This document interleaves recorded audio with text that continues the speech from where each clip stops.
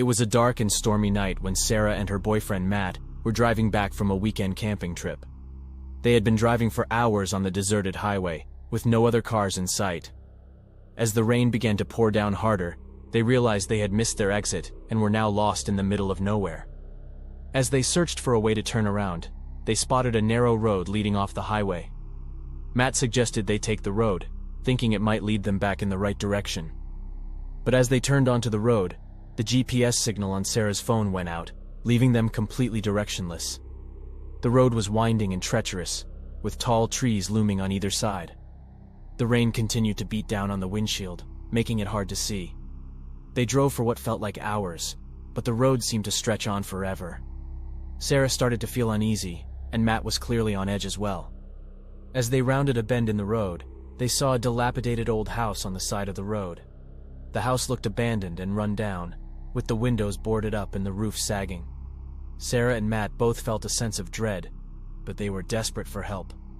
Matt suggested they knock on the door and ask for directions, but Sarah was hesitant. She had a bad feeling about the place and didn't want to get any closer. But as they drove past the house, their car suddenly sputtered and died.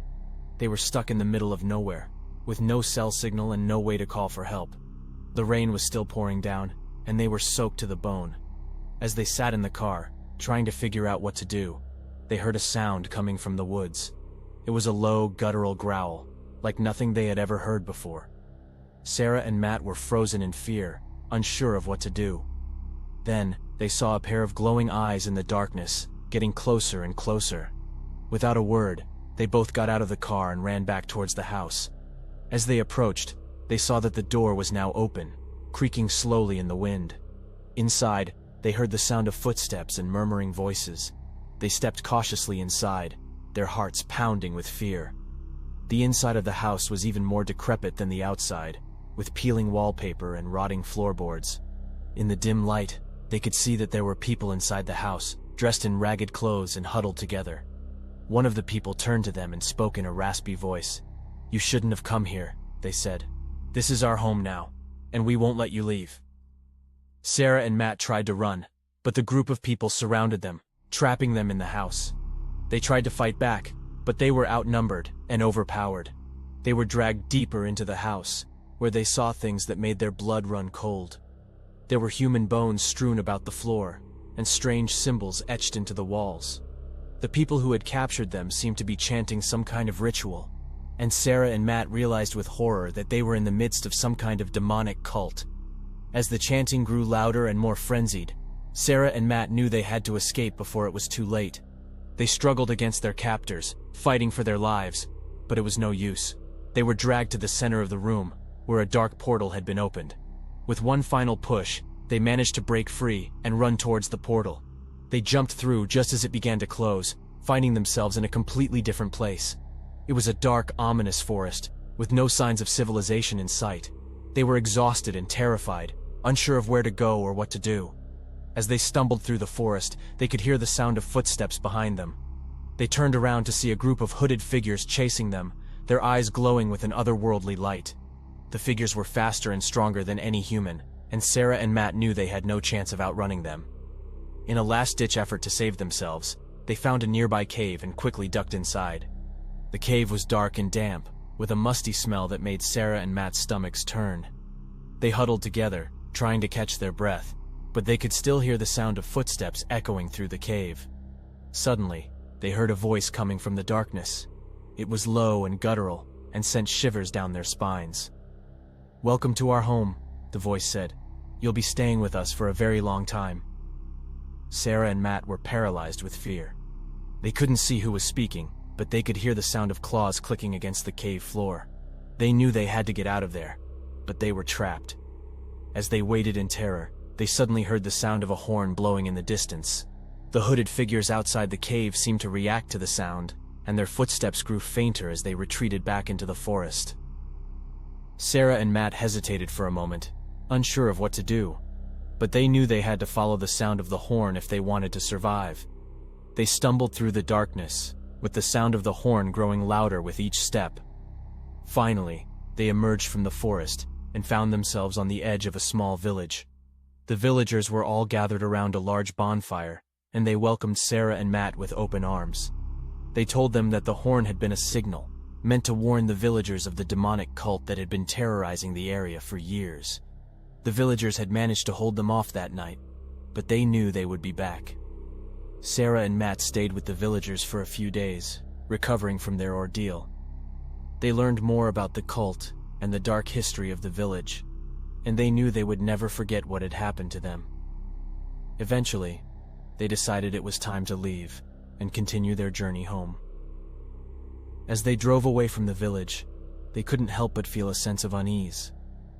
They knew that they had narrowly escaped a fate worse than death, and they would never forget the horrors they had witnessed on that dark and stormy night.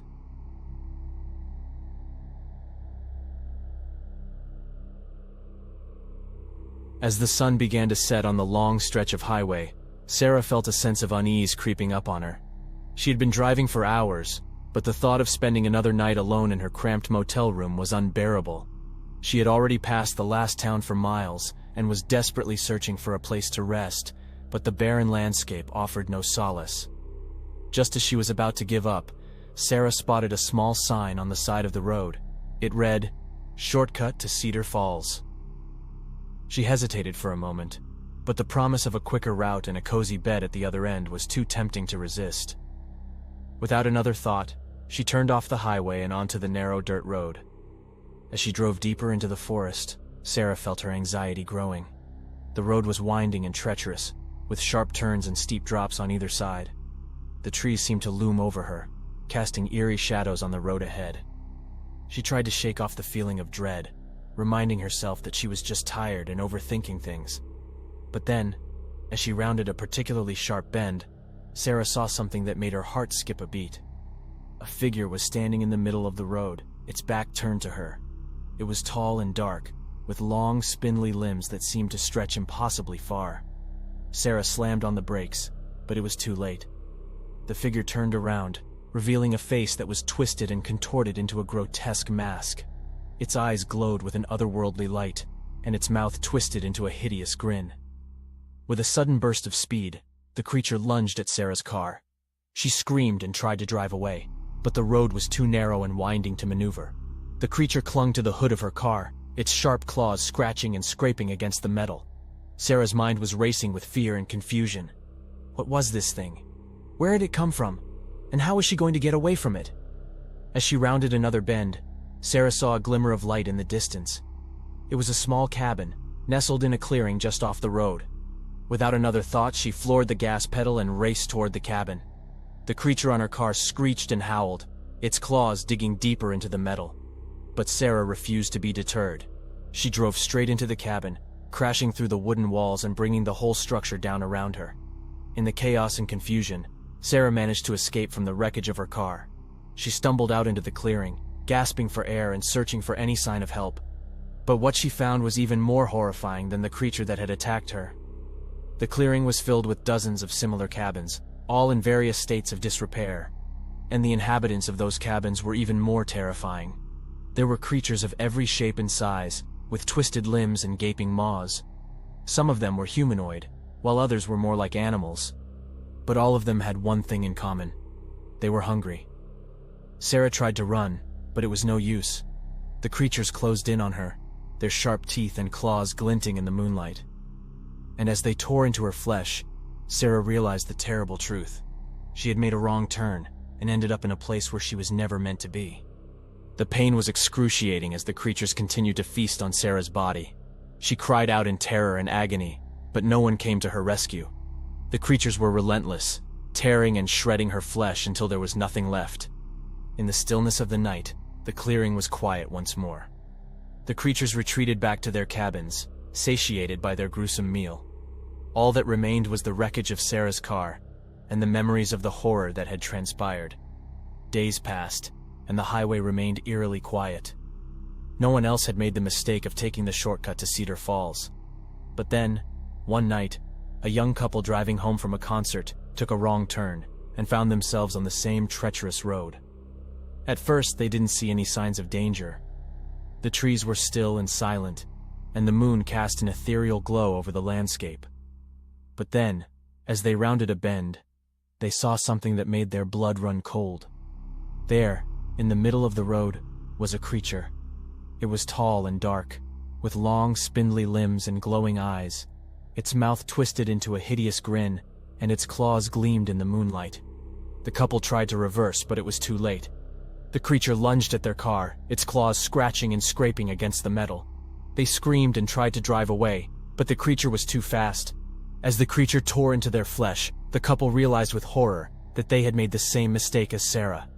They had taken the wrong turn and ended up in a place where they were never meant to be. And as their screams echoed through the silent forest, the creatures of the clearing emerged from their cabins, hungry for another meal.